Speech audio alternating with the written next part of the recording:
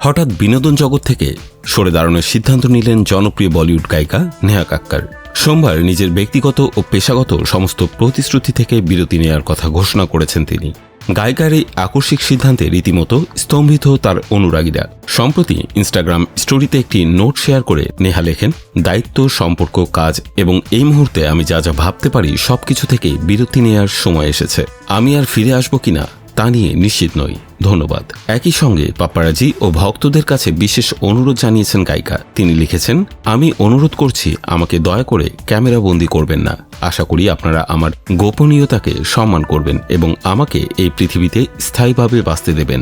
কোনো ক্যামেরা নয়, প্লিজ।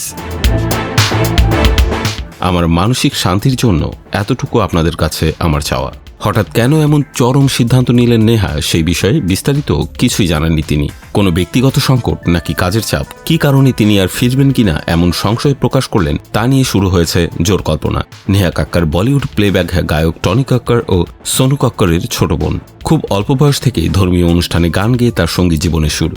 2005 সালে ইন্ডিয়ান আইডলের দ্বিতীয় সিজনে প্রতিযোগী হিসেবে অংশ নেয়ার পর থেকে আর পেছনে ফিরে তাকাতে হয়নি তাকে। লন্ডন থামকদা থেকে শুরু করে কালা চশমার মতো অসংখ্য সুপারহিট গান উপহার দিয়েছেন তিনি। বলিউডে বেশ নামকরা গায়িকাও হয়ে গেছেন এতদিনে। নাম, যশ, খ্যাতি সবই পেয়েছেন তিনি। সামনে সময় গড়ালেই হয়তো বলা যাবে কেন তার এই চলে যাওয়া।